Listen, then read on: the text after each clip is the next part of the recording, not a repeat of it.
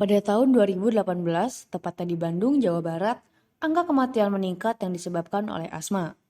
Berdasarkan data dari Dinas Kesehatan Bandung pada tahun 2017, terdapat lebih dari 8.000 penderita asma.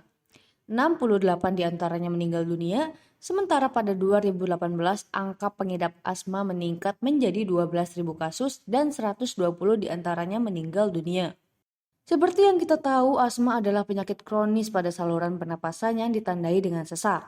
Asma dapat diderita oleh semua golongan, baik itu usia muda ataupun tua. Meskipun penyebabnya belum diketahui secara pasti, ada beberapa hal yang kerap menjadi pemicu asma, yaitu faktor genetik, faktor lingkungan, infeksi saluran pernapasan, alergi terhadap serbuk sari, tungau, debu, bulu binatang, ataupun jamur. Obesitas atau kelebihan berat badan, dan yang terakhir beberapa obat-obatan tertentu yang dapat memicu atau memperburuk gejala asma pada individu yang rentan. Gejala asma dapat bervariasi antara individu loh Sobat Lab, tetapi umumnya melibatkan masalah pernapasan atau peradangan pada saluran napas. Contohnya seperti sensasi merasakan sulit bernapas atau kesulitan menghirup udara adalah salah satu gejala asma. Kedua, batuk yang berkepanjangan atau sering terjadi pada malam hari atau dini hari. Lalu, beberapa orang dengan asma mungkin merasakan sensasi tertekan atau berat di dada sebagai akibat dari penyempitan saluran napas. Keempat, mengi adalah bunyi bersiul atau melengking yang terjadi pada seseorang saat menghirup atau menghembuskan napas. Dan yang terakhir, peningkatan produksi lendir. Pada beberapa kasus asma, saluran napas dapat memproduksi lendir secara berlebihan loh. Penting untuk diingat bahwa gejala asma dapat berubah-ubah dari waktu ke waktu.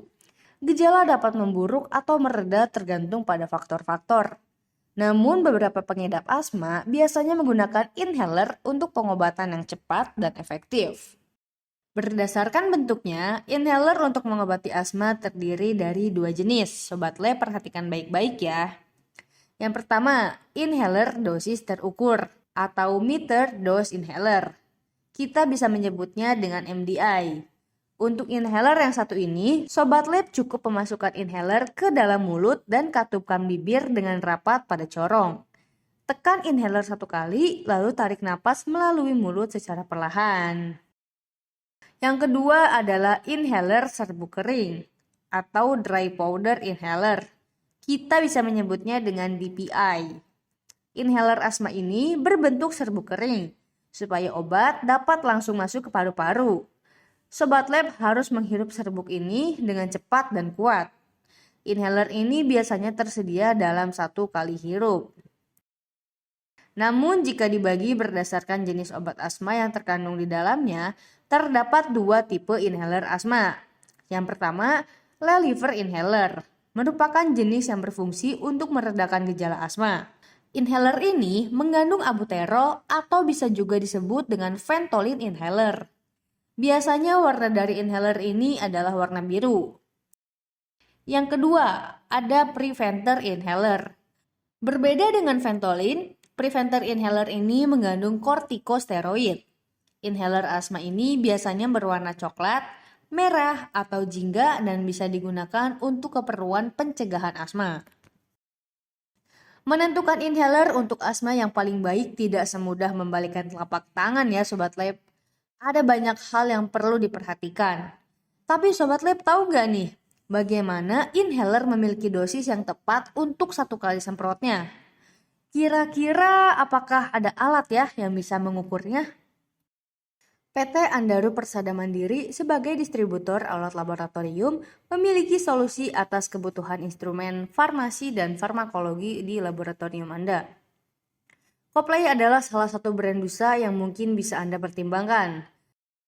Dosage Unit Sampling Apparatus atau yang lebih umum dikenal dengan DUSA adalah alat laboratorium yang digunakan untuk mengambil atau mengukur jumlah obat yang terdapat dalam unit dosis inhaler. Alat ini dapat digunakan dalam penelitian farmasi atau pengembangan obat untuk memastikan dosis yang tepat dan konsisten dari obat yang akan diberikan kepada penderita asma. Alat ini sering disebut juga dengan istilah inhaler testing. DUSA ini juga termasuk dalam kategori instrumen laboratorium spesifik. yang dimana membutuhkan kualifikasi khusus jika pengguna ingin menggunakannya. Namun, Sobat Lab tidak perlu khawatir, kami juga menyediakan jasa training dan instalasi loh. Baik European Pharmacope ataupun United States Pharmacope menyatakan bahwa pengujian inhaler harus dilakukan pada semua jenis produk. Dan DUSA dapat menentukan keamanan, kualitas, dan efektivitas produk. Sebelumnya, Sobat Lab sudah mengetahui bahwa jenis inhaler berdasarkan bentuknya terbagi menjadi dua. Penggunaan alat ini secara garis besar adalah dosis obat yang diberikan diukur dengan menembakkan perangkat obat ke alat pengambilan sampel yang berisi filter. Dosis ditangkap, dilarutkan dalam pelarut, kemudian dianalisis dosisnya. Di bagian working station inilah kita menaruh inhalernya. Gambar yang saat ini kamu lihat adalah DUSA 4MDI. Dan yang ini adalah DUSA 4DPI. Untuk bagian ini kita membutuhkan mouthpiece adapter ya. Tentunya alat ini tidak perlu diragukan lagi kecepatan ataupun akurasinya.